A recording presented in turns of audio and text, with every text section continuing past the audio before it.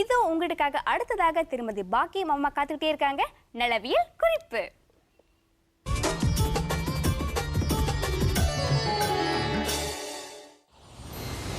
வணக்கம் அன்பர்களே.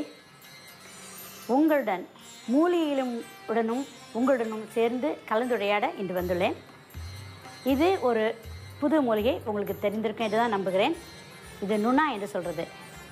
பொதுவாக மெங்குடு என்று சொல்லுவாங்க மலாயில்.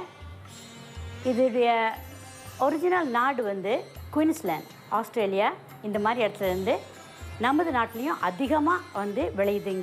இங்கே பயிர் பண்ணி வச்சுருக்குறாங்க. 2000 வருஷத்துக்கு முன்பே ஹவாயின் பீப்புள் இதை பாரம்பரியமாக கையாண்டு வர்றாங்க. இந்த நுணா என்பதை அவங்க இதை ஏன் பயன்படுத்துகிறாங்கன்னு சொன்னால், பிரசவித்த பெண்களுக்கும் நாட்டு வைத்தியமாக அவங்க அதை பயன்படுத்துகிறாங்க. இது ஹவாயன் மெஜிக்கல் ஃப்ரூட் என்று சொல்லுவாங்க. ஹவாயில் நாட்டுக்காரங்களுக்கு பாரம்பரியமான ஒரு பழம் இது. இந்த செடியை சின்னது சாதாரணமாக விளைஞ்சிருக்கும் போது இந்த மாதிரி சிறு இலையாக இருக்கும். அதே நல்ல உரமாக இருக்கும்போது இவ்வளோ பெரிய இலையாக இருக்கும் பாருங்கள். இவ்வளோ பெரிய இலையாக கூட வர்றதுக்கு சக்தி இருக்குது. இந்த மருந்துகளை நம்முடைய நாட்டு வைத்தியத்தில் என்ன செய்கிறோம்டா, பிரசவித்த பிறகு அவிச்சு உடம்புல குளிக்கிறதுக்கு பயன்படுத்திட்டு வரோம். இதில் ரொம்ப மருத்துவ பயன்கள் இருக்குது. இது எல்லாருமே பயன்படுத்தலாம். எப்படின்னா, இலைகள் எல்லாம் ஆடாதுறை இலை, இன்னும் சில இலைகள் கூட சேர்த்து வேக வச்சு அந்த தண்ணி எடுத்து உடம்புல ஊற்றணும்.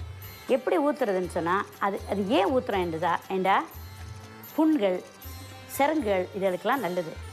இது மட்டும் அல்ல, இதில் வேருக்கு ஒரு தன்மை இருக்குது.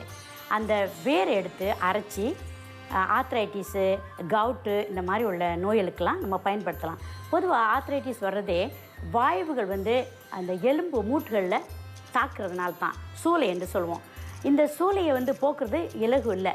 பலவிதமான மருந்துகள் வருஷக்கணக்காக சாப்பிட்டு வருவாங்க. அதே நேரத்தில் பலவிதமான நச்சு பொருட்களான அந்த மாமிசம் இதெல்லாம் சாப்பிட்றதுனால பயங்கரமாக அவங்களுக்கு தாக்கிரும். அந்த வாய்வுகள் களைய வைக்கிறதுக்கு இதுக்கு மகத்தான சக்திகள் இருக்குது. இது காய் இருக்குது பாருங்கள். இந்த காய் ஜாவக்காரங்க நல்லா பிசைஞ்சு தலையில் தேய்ச்சி குளிக்கிறாங்க.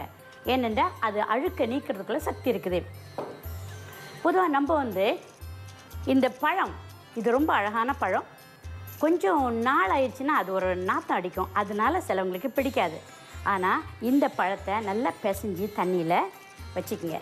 வச்சுட்டு ரொம்ப கூலான எஃபெக்ட் இருக்கிறதுனால குழந்தைகளுக்கு ஜுரம் அடிச்சுன்னா அந்த தண்ணி எடுத்து நெத்தியில் பத்து போடுறதுக்கு சின்ன ஒரு துண்டு எடுத்து தண்ணியில் ஊற வைப்பீங்க இல்லையா, அந்த தண்ணி ஐஸ் தண்ணி மாதிரி இதை பிசைஞ்சு போட்டு இதில் தொட்டு அதை புழிஞ்சு தலையில் தடவினீங்கன்னா அவங்களுடைய தலைவலி கொஞ்சம் குறையும், தலையுடைய பாரம் கொஞ்சம் நீங்கும், அவங்களுக்கு காய்ச்சலும் இறங்கும்.